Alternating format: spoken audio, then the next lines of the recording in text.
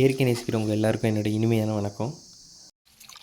நம்ம சங்குப்பூ வைக்க இடத்த தெரிவு பண்ண போகிறோம். வாங்க. இந்த வீடியோ ஃபுல்லாக பார்க்குறதுக்கு முன்னாடி நம்மள்ட்ட சங்குப்பூ ஃப்ரெஷ்ஷாகவும் ட்ரைடு ஃப்ளவரும் அவைலபிளாக இருக்குது. என்னோடய காண்டாக்ட் நம்பர் வீடியோலையும் டிஸ்கிரிப்ஷன்லையும் கொடுத்துருக்கேன். வேணுங்கிறவங்க ஆர்டர் பண்ணுங்கள். ஆல்ரெடி இந்த பக்கத்தே சங்குப்பூ வளர்ந்துருக்கு ஃப்ரெண்ட்ஸ். நம்ம இந்த இடத்துல ஒன்றும் வைக்கல, அதனால வைக்க போகிறோம். வாங்க, ஃபுல்லாக சுத்தம் பண்ண வாங்க. ஸ்டார்டிங்கில் இந்த இடம் இப்படி தான் இருந்துச்சு. அப்புறம் இந்த பூவோட பெனிஃபிட்ஸ்லாம் தெரிஞ்சதுக்கப்புறம் தான் சரி நம்மளும் இந்த பூவை ஃபார்மிங் பண்ணி பார்க்கலான்னு சொல்லிவிட்டு முழு எஃபர்ட்ஸையும் போட்டு இந்த இடத்த நாங்கள் பக்குவப்படுத்தினோம். மழை பெய்யுது. இப்போ மழை சாரலில் விட்டுறோம். பிடுங்கலான்னே பார்த்தோம், நிறையா பதற முடிச்சு. இந்த இடத்துல எங்களுக்கு விதை பத்தாதனால அந்த இடத்த அப்படியே விட்டுட்டோம். இப்போ நாங்கள் அதை சுத்தம் பண்ணி திருப்பி விதை நடலான்னு பார்த்தோம். ரொம்ப அதிகமாக மழை வந்துட்டு இருந்ததுனால ஒரு பிரேக் எடுத்துக்கிட்டோம்.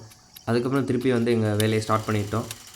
அதிகமாக இந்த மாட்ட செடியெல்லாம் உங்களுக்கு கிடச்சின்னா உங்கள் வீட்டில் கால்நடைகள் ஏதாச்சும் இருந்துச்சுன்னா அந்த இது கூட இதை எடுத்து, செடியெல்லாம் ரொம்ப மண்ணும் சேருமாக இருந்துச்சுன்னா அதை கழுவிட்டு கூட கால்நடைகளுக்கு யூஸ் பண்ணலாம், சாப்பிடும் நல்லாவே. ஆல்ரெடி அது பக்கத்தில் உங்களுக்கு களைகள்லாம் இருந்துச்சுன்னா எல்லாமே அதை பிடுங்கி எரிஞ்சிருங்க. க்ளீனாக வச்சு ஸ்டார்ட் பண்ணுறது நல்லது. களைகள் அதிகமாக இருந்துச்சுன்னா நம்ம வைக்கிற விதையை அந்த களைகள் வளர விடாது, மூடி அமுக்கிடும். சங்குப்பூ ஒரு 2 வாரம் 3 வாரம் கழிச்சு எப்படி பூக்கணும்னா இப்படி தான் பூக்கணும். அடுத்து ஒரு மாதம் சென்று பார்த்தீங்கன்னா இப்படி வந்துடும்.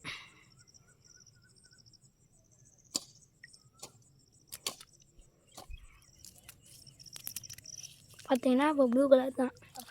இந்த சங்குப்பூ செடி ஒரு டிராபிக்கல் பிளான்ட். அதாவது மழை அதிகமாக இருக்க இடத்துலையும் வளரும், மழை கம்மியாக இருக்க இடத்துலையும் வளரும். ஸோ அதனால் நீங்கள் வளர்க்குறது கஷ்டப்பட தேவையில்லை. இந்த சங்குப்பூ செடியை பொறுத்த வரையிலும் எல்லா நிலத்துலையும் வளரும்.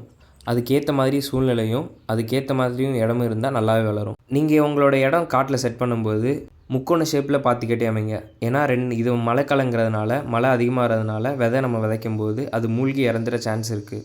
அதனால் முக்கோண ஷேப்பில் நீங்கள் வைக்கும்போது 2 சைடும் தண்ணி சேர்ந்துக்கும் மழை காலங்களில். அப்புறம் ஈஸியாகவும் ட்ரை ஆயிரும்.